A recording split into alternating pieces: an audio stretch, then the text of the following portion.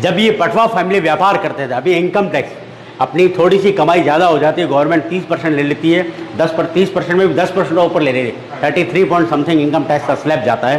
पर British government का flat rate था, 1500 में कोई भी टैक्स नहीं था। मतलब 1945 में 1500 रुपये का क्या वैल्यूशन होगा आप सोच लीजिए।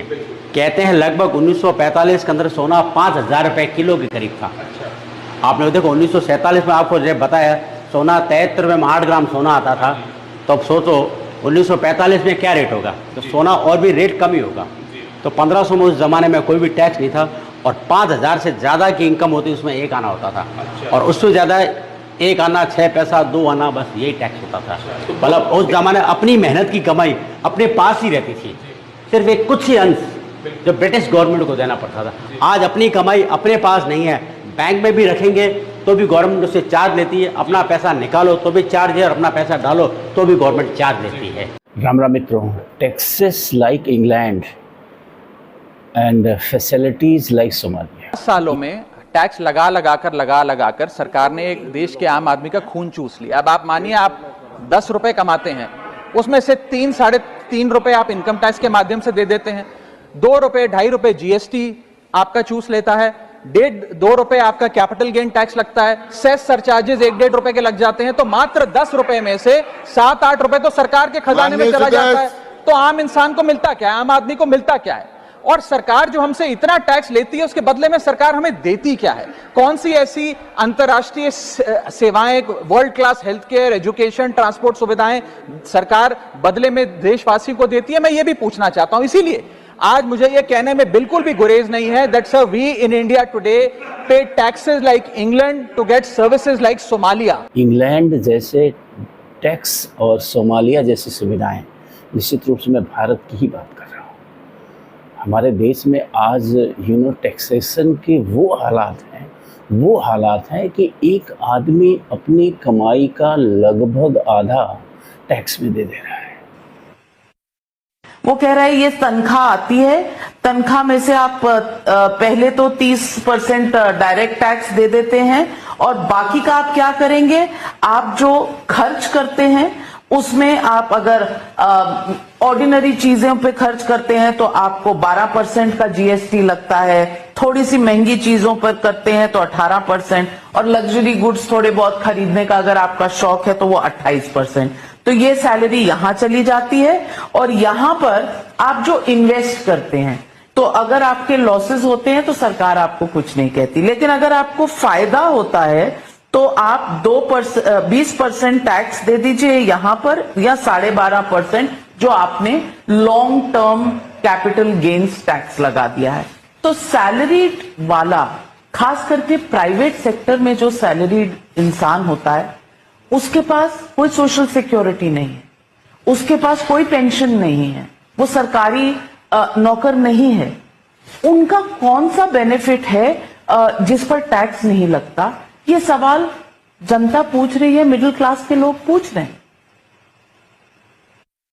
वो कह रहा है ये तनख्वाह, सिर्फ चारों तरफ टैक्स टैक्स टैक्स। एक एग्जांपल आप ले लीजिए सड़कों का। आप गाड़ी खरीदते हैं, टैक्स देते हैं। आप गाड़ी का रजिस्ट्रेशन करवाते हैं, अगेन आप टैक्स देते हैं। आप पेट्रोल भरवाते हैं, आप 40-45 रुपये लीटर का पेट्रोल 100 रुपये में भरवाते हैं। Rest goes to tax. फिर आप जब सड़कों पे चलते हैं, अगेन टैक्स। माय गुडनेस, ये टैक्स का पैसा जा कहाँ रहा है? इतना अधिक टैक्स, महीनों में लाखों करोड़ की जीएसटी का टैक्स। सिर्फ टैक्स टैक्स टैक्स। हर आदमी अपनी कमाई का लगभग आधा जो है टैक्स में दे रहा है। कुछ ज़्यादा कमाने वाले तो मोर देन हाफ टैक्स में दे रहे हैं। उसके बाद भी अगर हमें सोमालिया जैसी सुविधाएं मिल रही हैं, अगर हमें अपने बच्चों के लिए अच्छे स्कूल नहीं मिल रहे हैं सरकारी, अगर अच्छी स्वास्थ्य सुविधाएं नहीं मिल रही हैं, अगर सरकारी अस्पताल नहीं मिल रहे हैं, अगर हमारे चारों तरफ सुरक्षा व्यवस्था अच्छी नहीं है, अगर हमारे कर्मचारी भ्रष्ट हैं, और वो ये तो मैं भूल ही गया, माय गुडनेस, जो रेस्ट है, आपको कोई सरकारी काम करवाना है तो भ्रष्टाचार में दक्षिणा भी देनी है।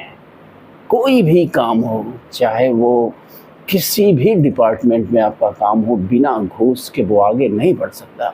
तो उस रेस्ट 50% में से ये दक्षिणा भी आप निकालिए, फिर सोचिए आपके पास बचता क्या है। सिंस जैसा कि मैंने कहा कि कोई सरकारी अच्छा स्कूल नहीं है, कोई स्वास्थ्य की सरकारी सुविधा अच्छी नहीं है जिस पे आप भरोसा कर सकें, तो बचा हुए पैसे में अगर आपके पास 2 बच्चे हैं तो उनको पढ़ाना भी है, अपने परिवार की स्वास्थ्य की जिम्मेदारियां भी उठानी है, 2 वक्त की रोटी भी खानी है, कम से कम 2 कपड़े तो रखने ही रखने हैं, और सर पे एक छोटा सा मकान तो बनाना ही बनाना है। तो ये हालात हैं आपके देश के। आपके टैक्स के पैसे को लूट के बंदर बांट कर लिया जा रहा है। ये सड़कें देखिए, ये स्कूल देखिए, ये अस्पताल देखिए, आपके चारों तरफ जो आपके टैक्स के पैसे से बनाए जा रहे हैं उनके हालात क्या हैं।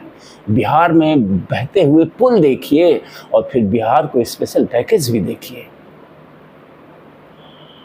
ये टैक्स के पैसे लूटे जा रहे हैं। इलेक्शन बॉन्ड देखिए, ये टैक्स का पैसा है घूम के इलेक्शन बॉन्ड के थ्रू राजनीतिक दलों के पास जा रहा है। इलेक्शन बॉन्ड पे आज कोई बोलने वाला नहीं है।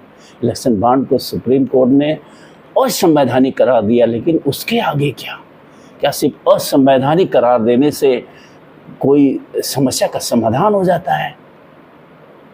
लेकिन कोई राजनीतिक दल जो भी सत्तासीन रहा है, जो भी सत्ता में रहा है, कोई बोलने को तैयार नहीं है। और जो सत्ता में नहीं है, जिनको सत्ता पाने की उम्मीद है, वो इस आस से नहीं बोल रहे हैं कि शायद सत्ता में आऊँ तो मुझे भी लाभ मिले। खैर ना, अभी तक तो असंवैधानिक है, आगे फिर ये कोई रास्ता निकाल लेंगे इसी ढंग का।